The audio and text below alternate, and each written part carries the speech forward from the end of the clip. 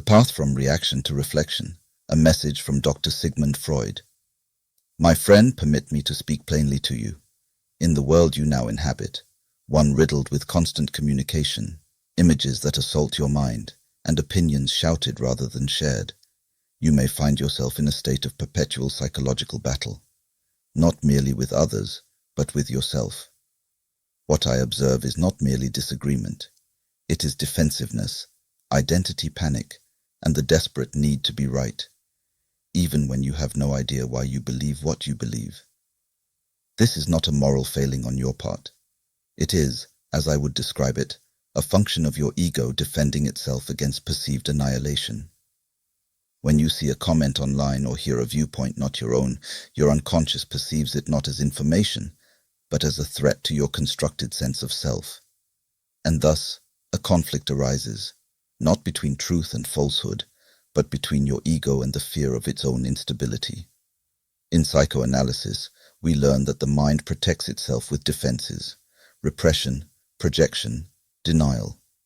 But what I see in you and your contemporaries is a collective defense mechanism, what I call cultural reaction formation, a society that reacts not with curiosity, but with outrage, not with inquiry, but with ridicule.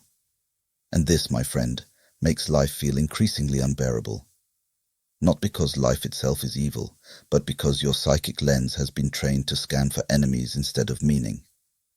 Now allow me to suggest a radical alternative. Not a new ideology, not a doctrine, but a practice, a behavior, one rooted not in submission but in sovereignty of your mind. It is the behavior of what some now call intellectual enlightenment. I define it simply. It is the act of observing your thoughts without immediately identifying with them. It is the capacity to entertain an idea without the need to accept or reject it reflexively. And most importantly, it is the strength to look at your own assumptions with the same scrutiny you apply to others. If you could cultivate this behavior within yourself and then with others, the texture of your life would change. You would begin to realize that disagreement is not disintegration, that ambiguity is not your enemy, that truth does not need your defense, it needs your attention. Imagine encountering difference not with hostility, but with psychological resilience, where your first instinct is not to declare I am right, but to wonder, what else could this mean? Such a mind would not be anxious, it would be curious. Such a life would not feel like a battleground, but a terrain of unfolding mystery. I do not ask you to agree with me. That would only perpetuate the same pattern we are trying to escape.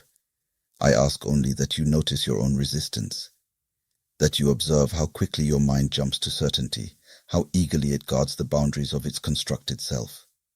And then, just once, I ask you to pause, and to observe that pause. In that moment, you are not reactive, you are aware. And in that awareness, life ceases to be ugly, not because it is suddenly perfect, but because you are no longer at war with it. You are finally home, in the center of your own liberated mind. Before I conclude, let me offer one more reflection. The AI media team works very hard to put messages together that can help give guidance in today's world. And some of your input is, the voice does not match, or I don't like AI, and not a mention of the message. That is a waste. You are wasting the value of the message to focus on something with no value or contribution. So I invite you to ask yourself, how does this comment contribute to the conversation? Does this comment reflect who I really am?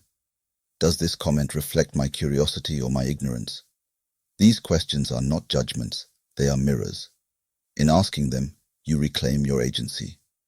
Imagine if you receive the world with a curious mind, as opposed to a defensive guarded interaction. The world would be a happier place. As a curator of information, you curate not only knowledge, but the emotional climate you bring into every exchange. Thank you.